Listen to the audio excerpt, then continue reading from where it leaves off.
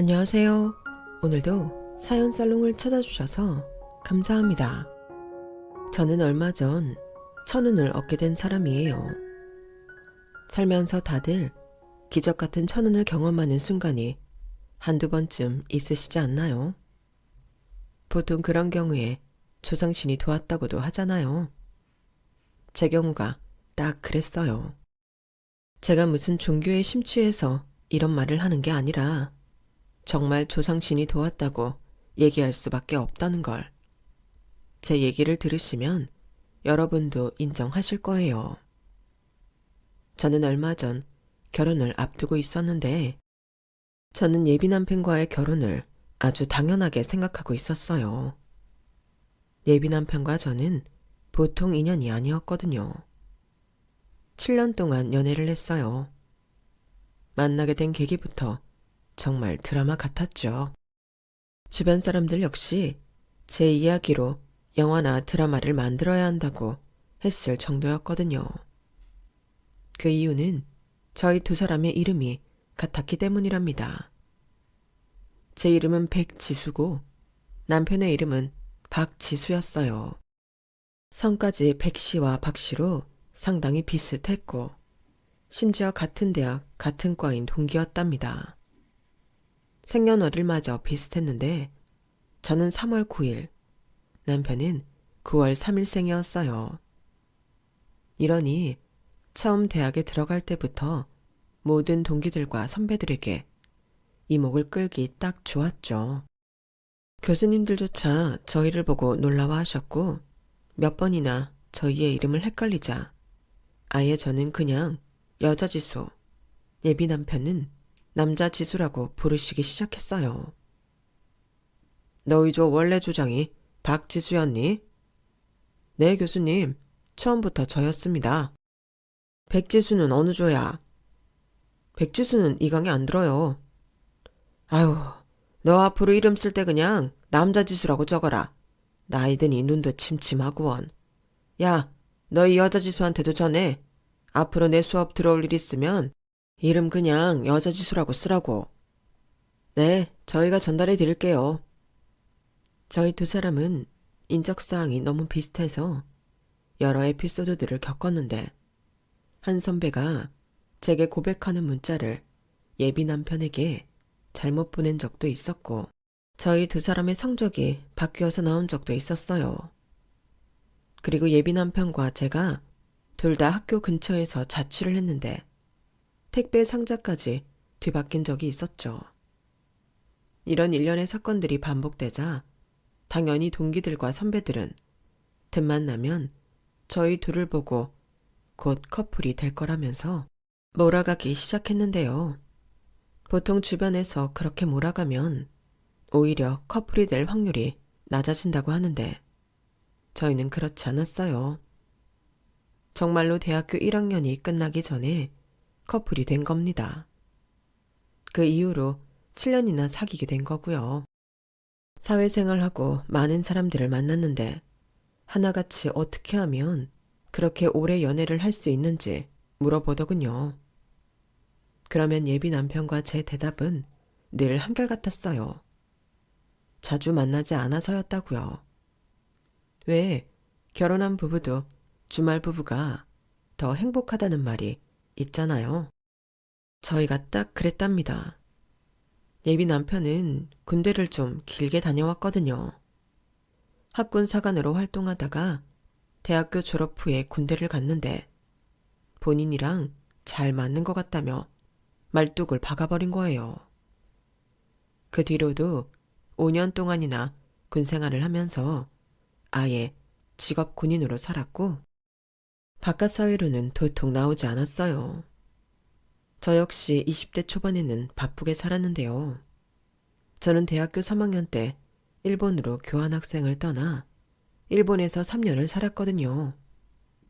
한국에서 공부한 걸로는 현지 학생들의 대화를 전부 알아들을 수가 없었고 저는 피나는 노력으로 현지인이 아니냐는 소리를 들을 정도로 일본어를 마스터하고 왔답니다. 그렇게 치열하게 살았으니 예비 남편과 연락하기가 쉽지는 않았죠. 한국으로 돌아와 사회생활을 시작했을 때에도 예비 남편과 한 달에 한 번 만날까 싶을 정도로 연애를 쉬엄쉬엄 했어요. 보통 사람들 같았으면 진작에 헤어졌을 텐데 저희는 서로 각자의 일에 열정이 가득했기 때문에 자주 만나지 않아도 괜찮았어요. 만나는 횟수가 많지 않은 만큼 서로에게 질리지 않았던 것 같기도 하고요. 그러다 보니 저는 이 사람이 아니면 이런 연애를 길게 유지하기 어려웠을 거라고 생각했죠. 그래서 예비 남편이 사귄 지 7년 차 되었을 때 예가도 없이 갑자기 우리 그냥 결혼이나 할까? 하며 프로포즈를 해도 별 고민 없이 알았다고 했던 거예요. 남들처럼 풍선 날리고 꽃가루 뿌려놓지 않아도 오히려 그게 저희답다고 생각이 들었거든요. 그렇게 결혼을 약속하게 된 저희는 서로의 부모님을 찾아뵙고 상견례할 날짜를 잡았어요. 결혼을 하자고 결정했을 때는 덤덤했는데 갑자기 가족들을 만난다고 생각하니 긴장이 되고 떨리더군요. 그동안 7년이나 사귀었는데 서로의 가족을 단 한 번도 만나본 적이 없었거든요. 일정상 저희 부모님을 먼저 만나러 갔는데 저희 부모님은 예비 남편을 마음에 들어 하셨어요. 서로 바쁜 와중에도 오랫동안 인연의 끈을 놓지 않았다는 것 자체가 사람이 진득하고 괜찮은 것 같다면서요. 우리 딸한테 얘기만 몇 번 들었지. 실제로 보니 훨씬 남자답고 됨직하구나. 군대 나와서 지금은 취직도 했다고?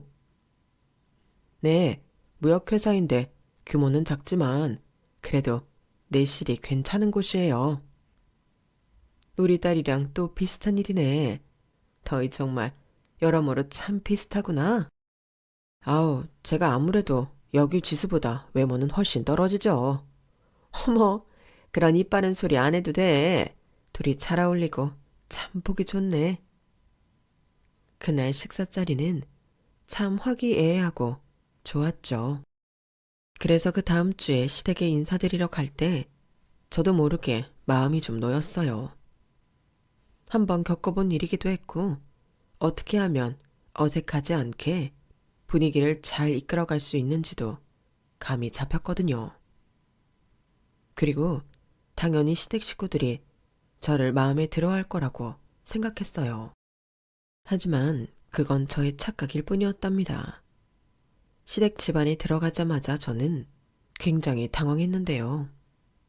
시부모님 되실 분들은 저희 부모님이랑은 전혀 다른 태도로 절 맞이했기 때문입니다. 얘가 지순이? 네, 어머님 아버님 안녕하세요. 들어오렴. 시어머니는 저를 위아래로 찬찬히 훑어보시더니 혀를 차시는 거예요. 대놓고 찡그린 표정은 아니셨지만 저를 마음에 들어하지 않으신다는 걸 한 번에 알 수가 있었죠. 시어머니가 꽃을 좋아한다고 해서 저는 과일 바구니 대신에 꽃 바구니를 들고 갔는데 시어머니는 제가 준비한 꽃 바구니를 아무 감흥 없이 보더니 그냥 그래, 고맙구나 한마디 하시곤 베란다에 내놓으시더군요. 마치 내키지는 않지만 애써 친절하게 대해주려는 것처럼요. 그 집안 자체가 어둡고 조용했는데 밖으로 나가지도 않고 집에서 식사를 했어요. 시누이가 있었으면 어땠을지 모르겠지만 그날 시누이는 선약이 있어서 못 온다고 했거든요. 그나마 예비 남편이 이래저래 대화를 많이 이끌어내서 조금씩 대화가 이어졌죠. 그래도 분위기는 저희 집에 갔을 때와는 완전 딴판이었고 저는 잔뜩 긴장한 상태에서 식사를 해서 음식이 전부 얹히는 것 같았어요. 대체 제가 뭘 잘못했길래 이런 태도를 보일까 싶더군요. 우리 지수는 회사에 들어간 지 얼마 안 돼서 아직 정신이 없는 것 같다구나. 그래, 너는 이제 어느 정도 적응이 됐겠네? 그래도 몇 년 됐으니. 네, 일도 전부 손에 익었고 사람들이랑도 잘 지내고 있어요. 전공 살려서 일하니까 아무래도 편하더라고요. 아마 신랑도 빨리 적응할 수 있을 거예요. 그럼 지금은 직함이 뭐야? 아, 얼마 전에 대리 달았어요. 그래? 뭐 엄청나게 높을 줄 알았는데 그건 아니구나. 일본 교환학생도 다녀왔는데 그런 건 좋게 안 쳐주니? 요즘에는 그런 사람들이 워낙 많아서요. 그럼 회사에서 일하는 거야 뻔하겠네. 그런데 우리 지수 살림을 하나도 안 도와준 거야? 아무리 일이 바빠도 그렇지. 아들 냉장고 보니까 텅텅 비었던데. 네? 아니, 애가 군생활 할 때도 그렇고 지금도 애가 바빠서 집에 잘 못 들어오니까 막 살림이 엉망이던데 청소도 한 번을 안 해줬나 보구나. 고작 대리면서. 아직 결혼도 안 하고 살림도 합치지 않았는데 시어머니는 예비 남편의 자취방 살림이 엉망인 걸 제 탓을 하는 거예요. 도대체 이게 무슨 경우인가 싶었죠. 그리고 저는 아직 20대인데 제 나이에 대리인 게 그렇게 빠른 건 아니어도 남들보다 뒤처진 건 아니었거든요. 그래서 저도 모르게 순간 욱하는 마음이 들어서 얘기를 했어요. 지수 군생할 때는 저도 해외에 있었으니까요. 그리고 저도 퇴근하면 저희 집 살림하느라 바빴고요. 지수도 자취를 하루 이틀 한 게 아닌데 청소하고 밥해 먹는 건 알아서 할 수 있어요, 어머님. 그래, 뭐. 하무렴. 너도 바쁘긴 바쁘지. 일본에서 몇 년 있었다고 했지? 3년? 4년? 3년이요, 아버지. 해외 나갔다 왔다는 여자는 조사를 잘 해야 돼. 너 그동안 남자 만나고 다니지는 않았지? 한국에 애인 두고 외국에서 공부한다면서 이 남자 저 남자 만나고 다니는 사람도 많으니 조심해선 나쁠 것 없다. 제가 일본에서 알바하고 공부하느라 얼마나 치열하게 살았는데 시아버지가 그 시간을 저런 식으로 이야기하니 솔직히 화가 많이 났습니다. 서로 초면인데 무슨 압박 면접 보는 것도 아니고 이건 너무 지나치다고 생각이 들었죠. 그런데 제가 뭐라고 하기 전에 시어머니가 얼른 시아버지를 막아 제가 화낼 수도 없게 하시더군요. 아, 사람 면전화대 대고 그런 말을 해. 어련히 알아서 잘했으려고. 그래, 우리 지수는 그럴 사람 아니에요, 아버지. 일본 유학 생활이 그렇게 여유롭지가 않아요, 아버님. 저는 공부도 하면서 알바해서 생활비도 벌어야 해서 더 힘들었고요. 그래, 그래. 이가 괜한 말을 한 것이니 너무 마음 쓰지 말아라. 시어머니와 예비 남편이 제 편을 들자 시아버지도 더 이상 아무 말씀을 안 하시더군요. 저도 기분이 상할 대로 상해버려서 더 이상 이야기하지 않았죠. 그날의 자리가 모두 끝날 때까지 저는 그냥 조용히 의기소침해 있다가 나왔어요. 그런데도 예비 남편은 제게 별 말도 안 하고 그냥 집으로 보내주더군요.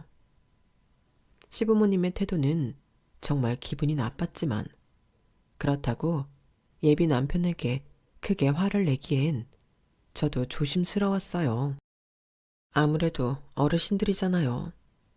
그래서 나중에 제대로 한 소리를 해야겠다 생각만 하고 일단은 가만히 있었는데요. 며칠 후 저희는 그날 오지 않았던 신우이를 만나게 되었어요.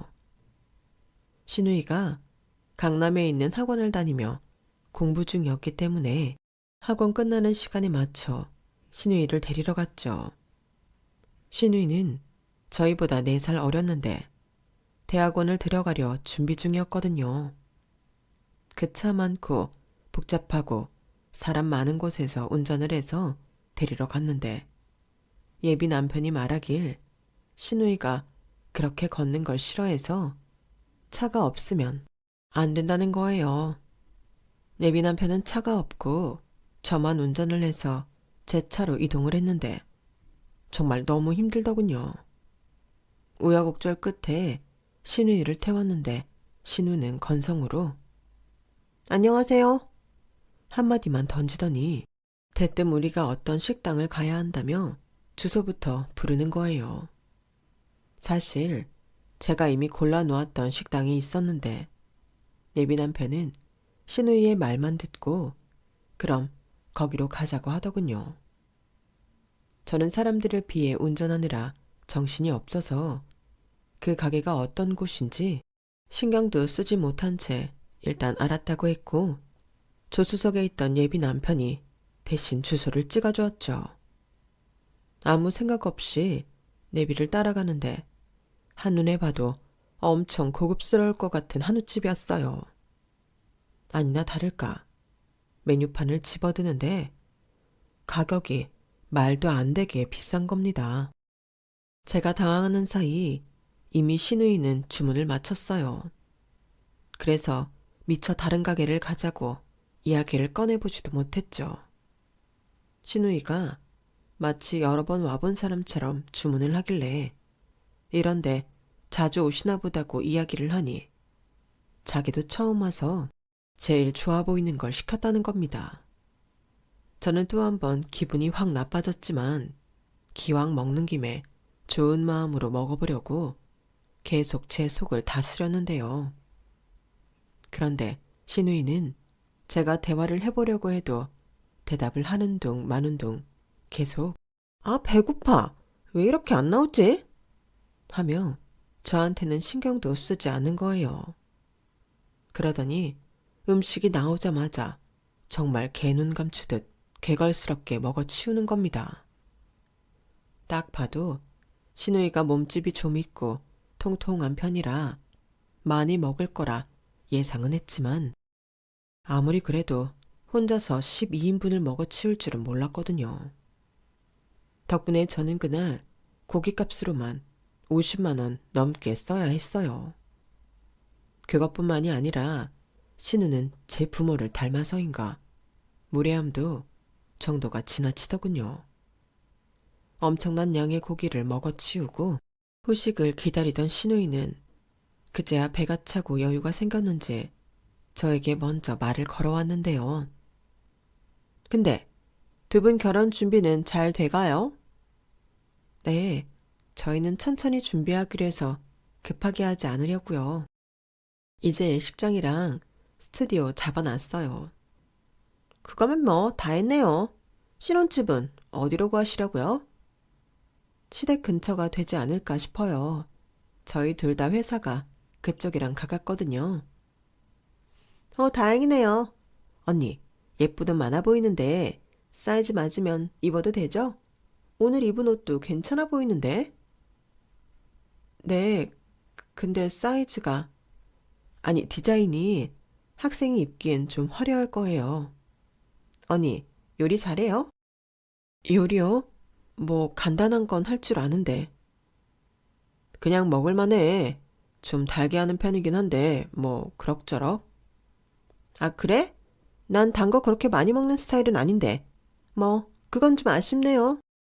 제 앞에서 대놓고 신우이한테 제 요리를 평가하는 예비 남편이나 그 얘기를 듣고 탐탁지 않아 하는 신우이나 아주 꿀밤을 한 대 놔주고 싶을 정도로 밉상이더라고요.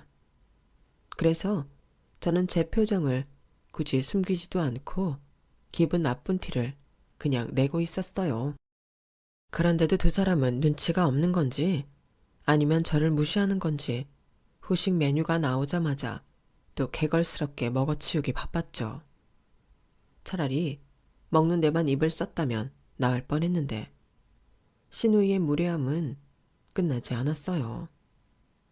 자리를 슬슬 정리하려는데 한 끼 식사만 50만 원을 처먹은 신우이는 저한테 뻔뻔하게도 이렇게 물어보더군요. 근데 언니, 저 용돈 좀 주실래요? 용돈이요? 왜요? 여기 오빠한테 받으시면 되겠는데요. 얘가 돈이 어딨어요.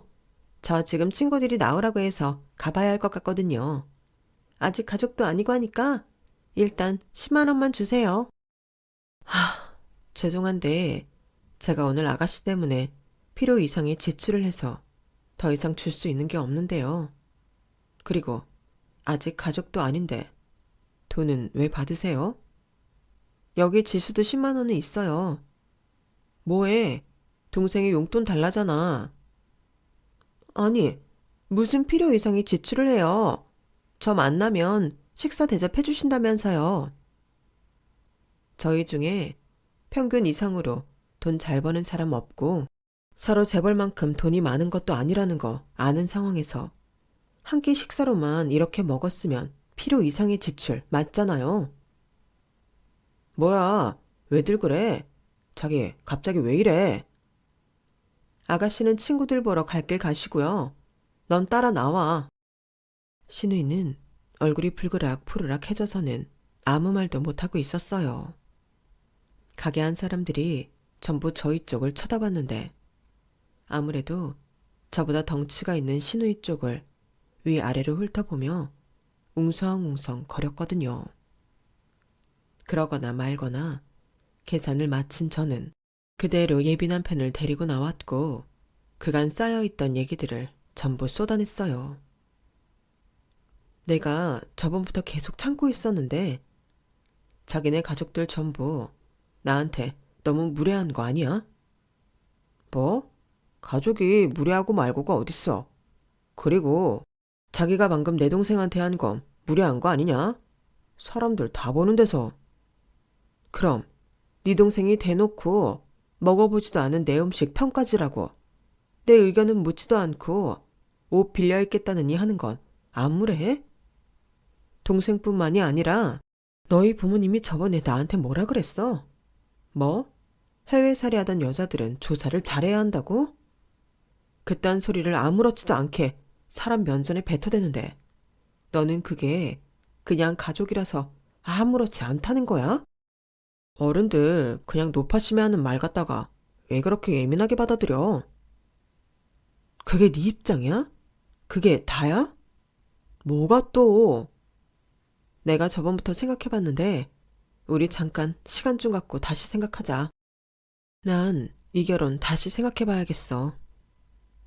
그날 그렇게 이야기를 하고 헤어진 저희는 약 일주일 정도 서로 연락을 하지 않았습니다.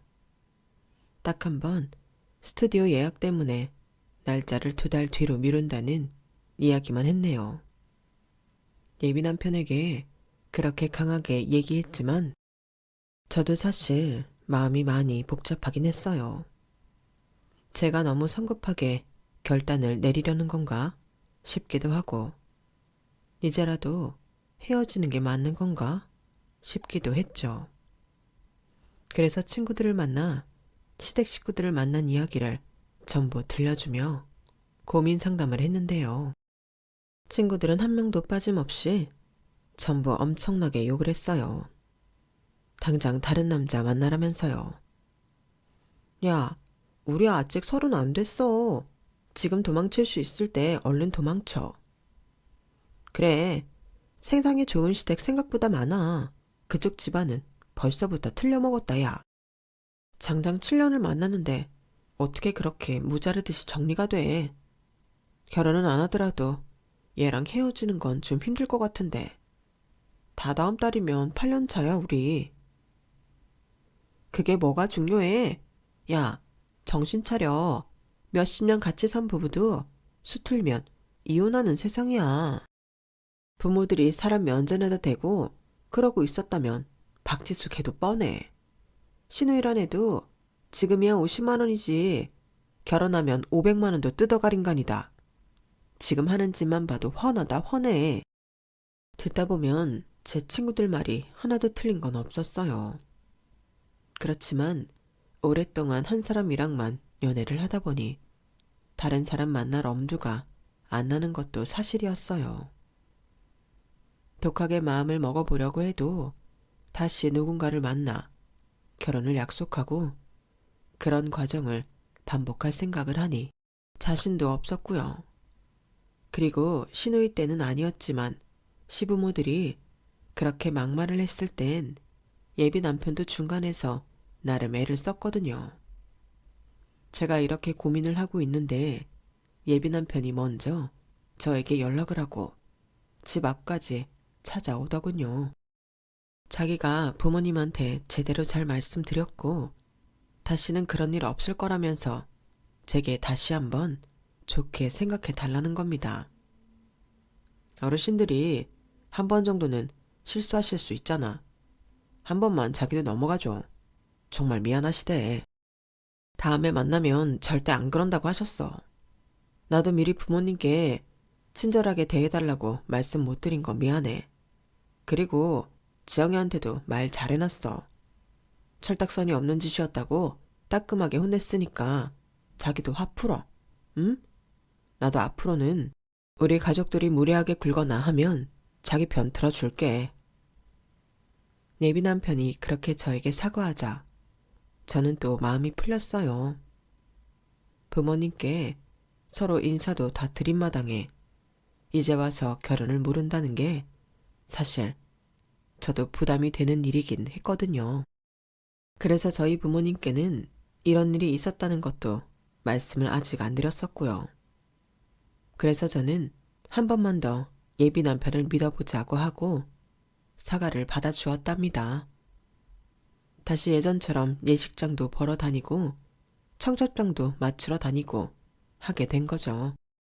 그리고 얼마 후 상견례 자리에서도 시부모님은 전부 다 저에게 친절히 하시려고 하셨어요.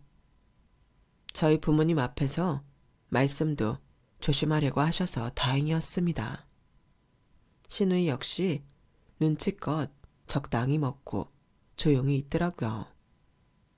따로 저에게 미안하다는 말을 한 건 아니었지만 그래도 조심하려는 게 보여서 저도 한번 마음을 풀고 넘어가길 잘했다는 생각도 들었어요.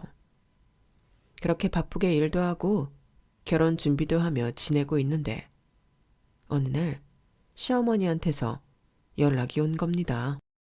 저랑 둘이서 한번 만나자고 하시더군요. 갑자기 무슨 일일까 싶었는데 시댁 근처 카페에서 만난 시어머니가 갑자기 저에게 한 서류 봉투를 건네는 거예요. 이건 우리 아들 재산 목록이랑 범죄 이력 확인서, 보험들이다. 너한테만 무작정 요구하면 네가 기분 나쁠 수 있어서 일단 우리 아들 거 먼저 가능한 대로 뽑아왔어. 이런 서류들을 왜 저한테 주세요? 너도 이거 하나씩만 뽑아다 주려무나. 건강검진은 우리 아들도 아직 안 받아서 그건 너희 둘이 손잡고 다녀오거라. 산부인과도 꼭 다녀오고 기분 나쁘게 듣지 않았으면 한다. 결혼이라는 게 괜히 일륜지대사라는 게 아니야. 이런 작은 것이라도 철저히 하는 게 좋아. 서로 조심해서 나쁠 건 없잖니? 아마 부모님께 여쭤보면 이해하실 거다. 혹시나 네가 부당하다고 느낄까봐 내가 오늘 먼저 우리 아들 서류 건네주려고 부른 거란다. 아, 네. 어머님, 무슨 말씀이신지 이해했습니다. 기분 나쁜 건 아니에요, 어머님. 그래, 이해했다니 다행이구나. 차분하게 들어보니 시어머니 말은 틀린 게 하나도 없었어요. 솔직히 제가 못 믿어와서 이런 서류들을 요구하는 거라고 하더라도 먼저 예비 남편의 서류를 건네주며 하는 말이니 제가 거절하기도 그렇고요. 어른이 이렇게까지 얘기하시는데 기분 나쁜 티를 보이면 오히려 못 믿었게 생각하실 것 같아서 저는 담담하게 그러겠다고 말씀드릴 수밖에 없었죠. 그리고 저는 건강이나 그동안 저축했던 것이나 부끄러울 만한 것이 없었기 때문에 서류를 가져다 드리면 오히려 제 입장에서도 당당해지니 좋을 것 같았어요. 그래서 시어머니가 말씀하신 대로 당장 그 다음 주에 예비 남편과 손잡고 함께 건강검진도 받고 산부인과도 다녀왔답니다. 그리고 바로 며칠 뒤 저는 시댁 식구들 예단을 해드리려 번화가에 있는 백화점을 갔어요. 직접 눈으로 보시고 고르는 게 좋을 것 같아 다 같이 만나 이동을 했고 명품관부터 차례대로 훑으며 쇼핑을 즐기고 있었죠. 시아버지는 시계를 고르시고 시어머니는 주얼리 세트를 고르셨어요. 시누이는 가방을 골랐고요. 저는 기왕 예단하는 김에 최대한 시부모님께 어울리는 걸로 골라드리기 위해 굉장히 노력했는데요. 그런데 시댁 식구들은 다들 자꾸만 자신에게 어울리지도 않는 모델을 고집하는 거예요. 직원분들도 손님께는 다른 게 더 어울린다며 애써 돌려 말했지만 그럼에도 들은 척도 하지 않았죠.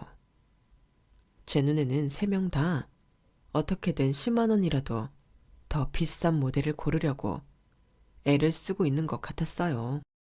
시아버지 시계를 고를 때도 저와 직원분은 그 연령대와 아버님 평소 스타일에 맞는 클래식한 모델을 추천해 드렸는데요.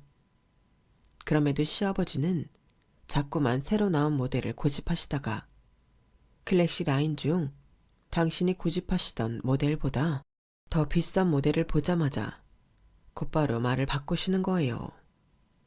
시어머니와 시누이도 마찬가지였고요.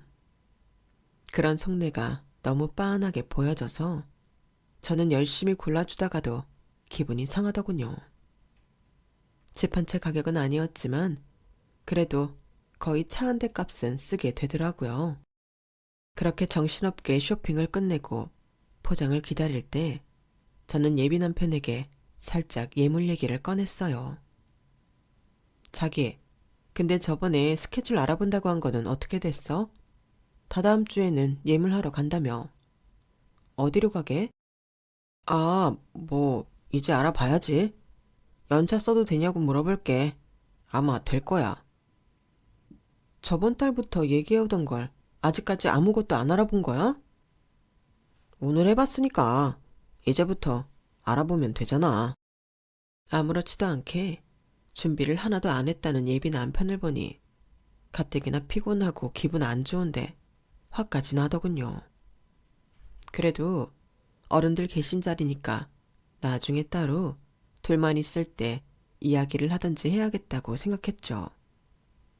어쨌든 오래 돌아다녔던지라 다들 다리도 아프고 피곤해져 근처에서 식사를 하기로 했는데요. 시누이는 가방을 받자마자 친구들을 만난다며 가버렸고 남은 사람들끼리만 이동을 하기로 했어요. 미리 알아두었던 식당으로 이동했는데 워낙 유명했던 곳이라 번호표를 받고 기다려야 했어요. 그 사이 저는 잠깐 예비 신랑에게 외투를 맡기고 화장실을 다녀왔는데 다녀오니 예비 남편이 제 외투를 뒤적이고 있는 거예요. 그러더니 주머니 속에서 핸드폰을 꺼내 전화를 받더군요. 저는 별 생각 없이 전화를 건네받으려고 예비 신랑에게 다가가 손을 내밀었는데 갑자기 예비 신랑의 의미심장한 목소리가 들렸어요. 그리고 무서운 이야기를 꺼냈어요. 유방암이요? 네. 잠시만요. 자기, 언제 쉰다 그랬지? 금요일. 금요일 1시로 잡아주세요. 네네, 알겠습니다. 그렇게 예비 남편은 전화를 끊었죠. 저는 당황하고 긴장된 마음으로 무슨 내용인지 물었어요. 하지만 예비 남편은 몇 초 동안 아무 말 없이 침묵하다가 벼랑간 저를 굉장히 차가운 눈으로 보는 겁니다. 그러더니 제게 제 핸드폰을 건네주며 이렇게 말했어요. 너 유방암이래. 금요일에 예약 잡았으니 가봐. 뭐? 갑자기 그게 무슨 소리야? 내가 유방암이라고? 너는 대체 평소에 몸을 어떻게 굴리고 다녔길래 이딴 결과가 나와? 망측해라. 전화를 우리 아들이 받아서 다행이네. 초상신이도 왔네. 초상신이도 왔어. 내가 그때 그랬지. 해외살이 하던 년들은 조사 철저히 해야 한다고. 나 아니었으면 어쩔 뻔했어. 저는 그런 결과가 나왔다는 말도 믿기가 어려웠는데 시댁 식구들은 기다렸다는 듯이 저를 비난하기 시작했어요. 저는 사실 머리로 납득이 안 갔어요. 이 일이 아니라도 저는 건강검진을 주기적으로 받는 편인데 단 한 번도 몸에 이상이 있다는 얘기를 들은 적이 없었거든요. 그리고 예비 남편과 같이 진행했던 검진 단 하나만으로 암 판정이 그리 쉽게 날 리도 없었고요. 확실해? 갑자기 암이라니. 그럴 리가 없잖아. 자기가 잘못 들은 거 아니야? 그건 병원 가서 확인해보고 어쨌든 네 몸에 이상한 게 있다는 건 사실이잖아. 그것도 다른 것도 아니고. 우리 결혼은 없던 일로 하자. 아니 잠깐만. 아직 확실하지도 않은 결과 같다가 왜 갑자기 사람을 이상하게 취급을 해? 설령 내가 유방암이라고 쳐. 그렇다고 하더라도 그게 내가 몸을 함부로 해서 생긴 건 아니지. 이게 대체 무슨 이상한 논리야? 이런 이유로 갑자기 결혼을 없던 일로 하자고? 어떻게 네가 나한테 이럴 수가 있어? 네가 지금 큰 소리 칠 때야. 오히려 넌 나한테 미안해 해야지. 나는 그동안 너랑 아무리 멀리 떨어져 있어도 덜 믿었는데 옛말에 어른들 말씀 들어서 손해볼 거 하나 없다고. 너 해외살이 할 때 아주 막 살았구나. 진짜 배신감 느낀다. 그 오랜 시간 동안 어떻게 그렇게 날 감쪽같이 속여왔을 수가 있어? 제정신이야? 아무리 개소리라도 어느 정도 근거가 있게 해야지. 무슨 말도 안 되는 논리로 사람을 몰아가냐고. 차라리 처음부터 결혼을 하기 싫었으면 얘기를 하지. 지금 나랑 결혼하기 싫어서 핑계대는 거야? 진짜 남자 새끼가 비겁하게 짝이 없어. 네가 이런 애인 줄 몰랐으니까 나도 여기까지 온 거지. 됐다. 도저히 너랑은 할 말도 없고 엄마 말처럼 조상신이 이렇게 도와주시는데 내가 어떻게 너랑 결혼을 할 수가 있겠어? 진짜. 그 순간 저는 제가 몸에 이상이 생겼다는 것도 서럽고 예비 남편이 저를 이상한 여자로 몰아가는 것도 화가 나고 답답해 저도 모르게 눈물이 났어요. 그 와중에도 핸드폰으로 문자 오는 소리가 들리자 습관적으로 핸드폰 액정을 보게 되더군요. 그런데 뭔가 이상했습니다. 이름이 제 이름이 아니라 남편 이름이었던 거예요. 박지수님, 몇 월 며칠 1시 예약되셨습니다. 라고요. 순간적으로 뭔가 잘못됐을 수도 있겠다는 생각이 들었어요. 촉이라기보다는 그 순간엔 현실을 부정하고 싶은 마음에 그랬던 것 같습니다. 그래서 저는 그 자리에서 병원으로 다시 전화를 걸었어요. 여보세요? 죄송한데 방금 전화 받았던 사람인데요. 유방암이라고. 저한테 전화하신 거 맞아요? 유방암이요? 혹시 박지수님 핸드폰 번호 아니세요? 아니요, 저는 백지수고요. 남편 이름이 박지수인데요. 그런데 좀 전에 박지수님 맞으시다고. 어머, 핸드폰 번호 뒷자리가 똑같으셔서 저희가 착각한 것 같네요. 정말 죄송합니다. 저희가 박지수님께 다시 연락드리겠습니다. 그럼 제 검진 결과는요? 백지수님은 이상 없으세요. 놀라시게 해드려 죄송합니다. 금요일에 예약되신 거 바로 취소해드릴게요. 죄송합니다. 정말 죄송합니다. 상황 파악이 끝난 저는 전화를 끊었고 여전히 차가운 눈으로 보고 있는 예비 남편에게 가서 쇼핑백들을 낚아채웠답니다. 시어머니는 그런 제게 대번에 달려들며 손에서 쇼핑백을 낚아채가려 하시더군요. 어머, 얘 지금 뭐하니? 남의 물건들 가지고. 노망 나셨어요? 남의 물건들이요? 이거 전부 제 카드로 긁은 제 물건들인데. 어디서 도둑질이세요? 막말로 당신이 뭔데 내가 이 비싼 걸 그냥 주겠냐고요. 야, 너 지금 우리 엄마한테 그게 무슨 말버릇이야? 미쳤어? 니네 가족들이야말로 단단히 미친 것 같은데 결혼도 엎어졌고 이제 생판 남인데 무슨 낯짝으로 이걸 다시 들고 갈 생각을 해? 에휴, 나둬라. 저거 병 들고 더러운 주제에 돈이라도 챙겨보겠다는 속셈 같은데. 그래, 앞으로 항암 치료니 뭐니 하면 돈 얼마나 많이 깨지겠냐. 그 치료 비용이 우리 지갑에서 안 나간 것만으로 조상신이 도우신 게야. 조상신이 누굴 도와요? 당신들을요? 뭔가 착각하시는 모양인데 조상신이 도운 건 저거든요? 시댁 식구들은 그게 무슨 소리냐며 절 미친 사람 취급을 하더군요. 그래서 제가 병원에서 날아왔던 예약 문자를 그대로 예비 남편에게 보여줬어요. 박지수, 이름 석자 확인하라고요. 예비 남편은 멍하니 눈만 꿈뻑거리며 제 폰을 들여다보더라고요. 때마침 남편의 핸드폰 벨소리가 울리기 시작했어요. 전화를 받은 남편은 한순간에 표정이 굳어지더군요. 제가 유방암이라고요? 전 남잔데요. 그동안 남자가 몸을 얼마나 함부로 했으면 그딴 병에 걸리니?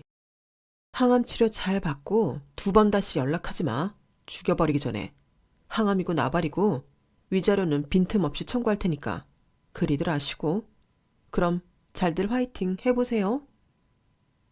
그 전까지 제게 표독스럽게 막말을 해대던 시부모님은 창백한 얼굴로 아무 말도 못하고 계셨고 예비 남편은 통화 중이라서 제 말에 적당한 대꾸도 못했어요. 저는 야무지게 쇼핑백 주차권 전부 챙겨서 그들에게 등을 돌리고 나와버렸습니다. 등 뒤에서 예비 남편은 뭐라 심각한 목소리로 얘기를 하더니 풀썩 하는 소리가 들리더군요. 사람들이 웅성거리고 시어머니가 사람들에게 119를 불러달라고 외치는 소리가 들렸지만 전 뒤도 안 돌아보고 나와버렸답니다. 예단으로 산 물건들은 다행히 포장도 안 뜯고 결제한 지 얼마 되지 않아서 환불하는 거라 전부 문제없이 카드 취소를 할 수 있었어요. 저는 곧바로 집으로 돌아왔고 부모님께도 이 일을 자세히 말씀드렸죠. 저희 부모님은 정말 크게 화를 내셨어요. 그래도 한 이틀쯤 진정을 하시고 나니 정말 조상신이 도우신 일이라며 다행이라고 마음을 정리하시더군요. 그리고 저는 시간을 내 변호사 상담을 받고 예비 남편을 상대로 위자료 청구를 했답니다. 증거를 수집하는 일은 그리 어렵지 않았는데요. 예비 남편, 아니 전 남친이 된 그 망할 놈이 제 발로 저를 찾아왔기 때문이었죠. 지수야, 잠깐 나랑 얘기 좀 해. 낯짝도 듣고 온 그놈은 제가 자취하는 집 앞까지 찾아와 저를 기다리고 있더군요. 퇴근 후 그 인간을 마주한 저는 대번에 인상을 팍 쓰며 험한 말을 했어요. 물론 들고 있던 핸드폰으로 재빨리 녹음 버튼을 틀고요. 주접 떨고 있네. 안 꺼져? 여기가 어디라고 찾아와? 경찰 부르기 전에 알아서 꺼져. 말 좀 이쁘게 안 할래? 넌 내가 7년 동안이나 이쁘게 말하라고 해도 꼭. 일단 들어가서 얘기하자. 도어락 비밀번호는 언제 바꿨어? 그럼 주인도 없는 남의 집에 도어락을 열고 들어가려고 했냐? 미친 거 아니야? 네가 무슨 자격으로 그딴 짓을 해? 그날 일은 미안해. 근데 그럴 수밖에 없었잖아. 결혼을 앞두고 있는데 그런 엄청난 병에 걸렸다는 소리를 들으니까. 그럼 나도 이해를 해야지. 그런 엄청난 병에 걸린 너랑 결혼 같은 걸 할 수는 없잖아? 야, 남자랑 여자가 같아? 지금 너 나 좀 아프다고 이렇게 바로 버리는 거야? 우리가 사귄 게 자기 마치 7년이야, 7년. 아니지. 이제 8년이라고. 그런데 어떻게 이렇게 바로 나를 버릴 수가 있어? 네가 그러고도 사람이야? 나 사랑하긴 했어? 너 참 대단하다. 버리는 거야. 난 지금 네가 나한테 한 짓 그대로를 돌려주고 있는 거란다. 그 긴 세월을 제대로 붙어있질 않았더니 내가 그동안 네가 이렇게까지 돌대가리에 이기적인 놈인지 몰랐네. 너 그때 나한테 분명히 네가 먼저 결혼 없자고 말했었어. 기억 안 나? 그건 네가 유방암 걸린 줄 알았으니까 그런 거고 지금은 오해가 다 풀렸잖아. 거기까지만 녹음을 하고 저는 바로 경찰을 불러 그놈을 치워버렸습니다. 경찰들에게 끌려가면서도 그 정신 나간 인간은 자기한테 어떻게 그럴 수가 있냐며 난리를 치더군요. 그놈이 본인 입으로 자기가 한 짓을 시인하는 말을 녹음했어야 했거든요. 그 인간들 부모들에게서도 차례대로 연락이 왔지만 다 차단해버렸어요. 몇 번 집 앞으로 찾아오는 걸 그때마다 경찰을 불렀더니 더 이상 찾아오는 일은 없더군요. 나중에 알고 보니 그 인간은 정밀검사를 받고 나서 유방암 판정을 확정적으로 받았다고 해요. 하지만 그런 병에 걸린 게 면죄부가 될 수는 없잖아요. 저는 그런 그놈한테 파온 위자료를 1원 한 장까지 야무지게 받아냈답니다. 저와 그 인간은 공통적으로 알고 지낸 지인들이 정말 많았는데요. 사실 저는 저희의 파온 사유에 대해 그렇게까지 떠벌리고 다니진 않았어요. 정말 친한 동기들 몇 명한테만 그날의 일을 들려주었죠. 그런데 소문은 퍼지고 퍼지더니 나중에는 급기야 그 사람이 그놈이 문란한 생활을 하다가 그 불치병을 얻은 줄 알더라고요. 제가 그런 오해를 받아서 억울했다는 이야기가 입에서 입으로 전달되다 보니 그렇게 변질된 것 같았어요. 하지만 저는 굳이 나서서 고쳐주지는 않았어요. 어쨌든 제가 악의적으로 퍼뜨린 소문은 아니니까요. 덕분에 그 못된 놈은 치료만 받으며 회사도 동기들도 다른 친구들도 안 만나고 집에만 있는 모양이더군요. 그 소식을 끝으로 저는 더 이상 그 인간에 대한 소식은 듣지 못했네요. 위자료까지 전부 받아내고 그 인간과의 모든 연결고리가 끊어지고 난 뒤 사실은 저도 후유증이 세게 오기는 했었어요. 아무래도 오랜 기간 동안 만났고 결혼 준비까지 거의 하던 사람이랑 그런 일을 겪고 나니 한동안 축 처진 생활을 하게 되었죠. 그렇게 몇 주를 지내다가 문득 잘못한 것도 없는 제가 이런 생활을 하는 게 억울해서 요즘은 여행을 많이 다니고 있답니다. 그동안 너무 바쁘고 치열하게만 살아왔는데 이참에 제 자신도 돌보고 좀 넓은 세상을 보며 식견을 키워보는 게 좋을 것 같아서요. 무엇보다 앞으로는 사람을 보는 해안을 키워볼 계획이랍니다. 저의 파란만장했던 파운 스토리를 들어주신 분들께 모두 감사드려요. 들어주신 모든 분들 마음 따뜻하고 행복한 하루 되시길 바랍니다. 여러분, 사연 댓글에 응원과 현명한 조언 부탁드려요. 좋아요와 구독은 저에게 큰 힘이 됩니다. 오늘도 좋은 일 가득하세요.